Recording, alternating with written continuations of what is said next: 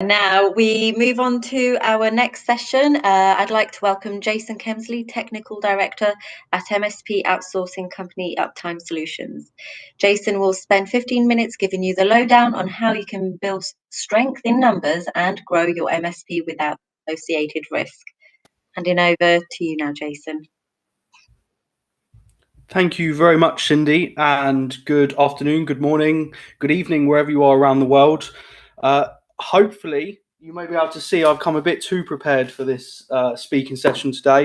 I've got my protein for everyone. I've got my pre-workout. So get strapped in, and for the next 15 minutes, we will talk about everything outsourcing and how it can help your MSP. Now, my goal is not to push you towards uptime. My goal is to show you why, at the moment, outsourcing is possibly one of the hottest topics in the industry. And when it comes to a gym, the connotations are almost exactly the same. Why do people sign up to a gym? Well, typically, buying all the tools that are in a gym, all the products, the machines, the bench press, the squat rack, everything. And I'm an avid gym goer, so I know all these tools, unfortunately, too well. Buying all of them is a really expensive task. And typically, you don't need all of them. You want to use them once every now and again. You usually don't get the same quality if you try and do it yourself at home or whatever. It's a different caliber of equipment and machinery. So what you sign up to a gym because ultimately you get all the tools you want for a monthly cost, and you share that with a few people. And that means that you get access to some of the best equipment or best machinery, but for a very affordable cost. And outsourcing is based on the exact same principle. My name is Jason Kemsley. If I haven't met you before, hello. I hope we get to meet at an in-person event at some point soon. And I'm the technical director over at Uptime Solutions, and I've been helping MSPs outsource now for all of around 10 years. Steve Jobs, our good friend over at Apple, may he rest in peace, said, "Great things in business are never done by one person." And that could never be more true. MSPs, businesses, SMBs, they could not be in the positions they are now without their MSPs. MSPs could not be in the position that they are now without some of the people that work with them or the vendors that work with them. So strength in numbers is definitely something that we can all learn from. Now, rewinding 2 years somewhat, the conversation I was having with MSPs was entirely different. I was often finding myself having to explain why outsourcing was a good idea and what the benefits would be. Fast forward to now, with a pandemic having happened and a global shift in the way in which people work, instead, it's about choosing the right partner to work with rather than necessarily understanding all the reasons why it's a good idea. So now is the right time. Now, being capable means a few things. It means being fast, it means being agile and quick on your toes, and it means being accurate as well. So ultimately, choosing the right vendor then gives you the agility and the fast pace that you need. Now, why do strength in numbers, and why does strength in numbers typically work or help? And looking at the attendees list, we've got some partners in the chat, and welcome to you all. You know who you are, and thank you very much for joining. But for those that haven't outsourced or don't outsource currently, typically you probably sat there thinking, hey, this isn't something that I need, or maybe this, I've got my own team, I don't need to listen to you, Jason. Stop rumbling on. Well, outsourcing isn't about replacing a team. Outsourcing isn't about changing your business model. Outsourcing is about being able to offer more to your existing customers. It's about being able to offer a better service to your existing customers. It allows you to grow your customer base faster and quicker without the headache of HR, recruitment, etc., but could always revert back to that. And it also improves team efficiency and your retention of engineers and staff. Now, just to touch on those a bit more, we've got one particular partner I can see in the chat. They've got a great internal team. They do a great job Monday to Friday, 9 till 5. And the reason they work with an outsourcer is because it allows them to deliver out-of-hours support. And ultimately, they would rather offer this service and deliver this service than have someone else reach out to their customer who can and prizes away that business because they do something they don't. Their engineers may or may not hate doing first line tickets, in which case, by working with an outsourcer, you can take away those first line tickets and allow them to focus on the bits they enjoy working on, thus increasing the retention of staff, etc. But more importantly, in the current world we face, SMBs are either moving MSP or they're getting an MSP in their portfolio very, very quickly. And in a world where there are not enough tech talents to go round, that unfortunately means that growing is harder for some than it is others. Sometimes some of the smaller MSPs cannot compete with the big boys, as we may call it. And so using an outsourcer could help you fix a growth pain if it so exists. Now, ultimately, it enables you more, and it can enable your people to do more. In many cases, the partners we work with, we may take third line tickets, for example, so that the third line engineers that are in house can focus on the value add tasks such as projects, those items that bring additional revenue and create a difference to the customer. They'll enable your people to do better. They'll have less pressure, and so you can usually spend more time and more consideration on what they are working on.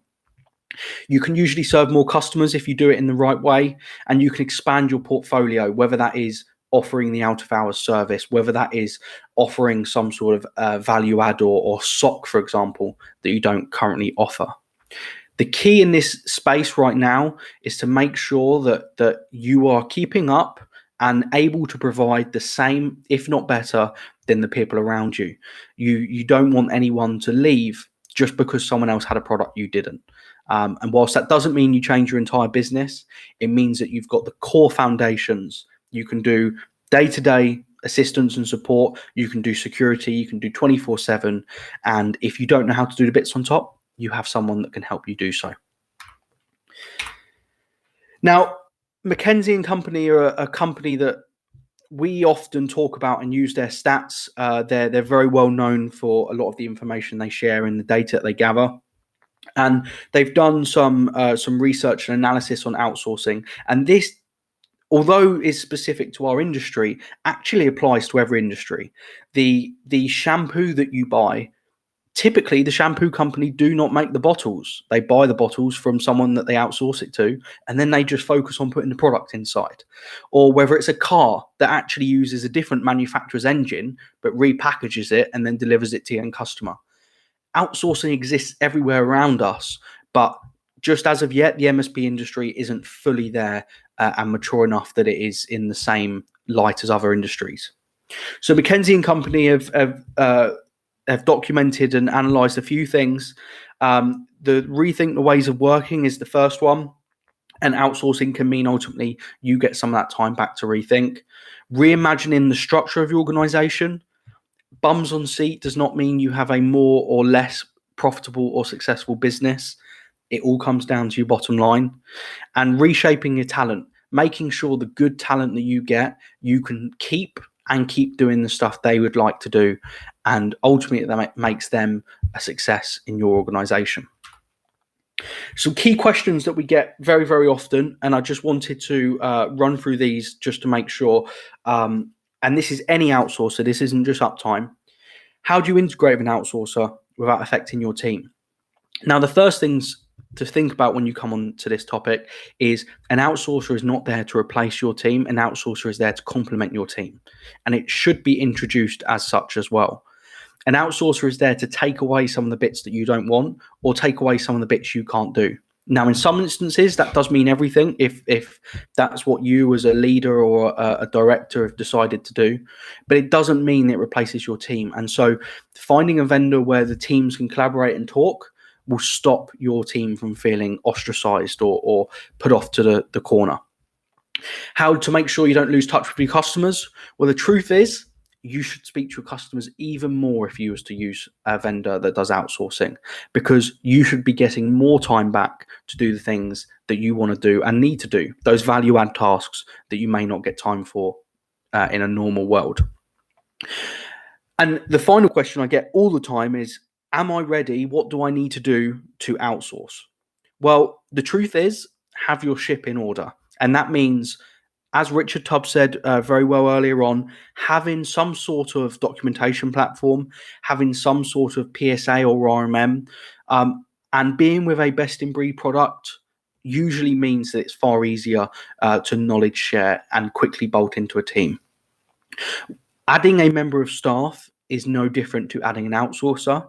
If you was to add a member of staff, how would you share your knowledge with them that's in your brain? How would you share the processes that are in your brain? Now, ourselves as an ISO 27001, 9001 organization, we've got lots of things in place that we can do very well, but share that with your chosen vendor or whoever it is to try and gauge what they need from you. Everyone will be able to give you a list typically. A quick stat from HR Review, just demonstrating what we were talking about earlier, a shortfall of around 3 million skilled workers, and that isn't just in the IT sector. This was as of the start of the year. The outsourcing checklist. Now, again, please, if this conversation has spiked an interest, don't call me first. Go and call some others, and then speak to me. Speak to as many people as you can, because that will mean that you end up making the right decision as your MSP in your business. Know the exact problem you're trying to face. Speak to your engineers. Speak to your guys. If it's just yourself, take a look at your tickets. See what type of tickets you want to offload or what it is that you would like help with. Quantify that problem. You've got to know what it's worth for you monetary wise in terms of fixing. Otherwise, it can be a snowball if you just allow the organization to dictate what it's going to look like. Thirdly, pick that right partner. Have a conversation, as I said. You usually can tell in the first couple of minutes, like Richard Tubb alluded to, whether or not they're a right fit and whether or not their cultures and core values align with yourself. Get work started on the right foot. Onboarding is typically a two-way process to get you on board and to enable success on both sides. And finally, build and keep building. Having a team, so similar like with ourselves, we give you a team of 6 as an MSP, and each MSP gets a different team of 6 and so on and so on. Once you're on board, that team are there, but you don't disappear. Please don't disappear. Stay in touch once a month, once every couple of months with that team, because a team that are on board with you are a team that ultimately will deliver for you.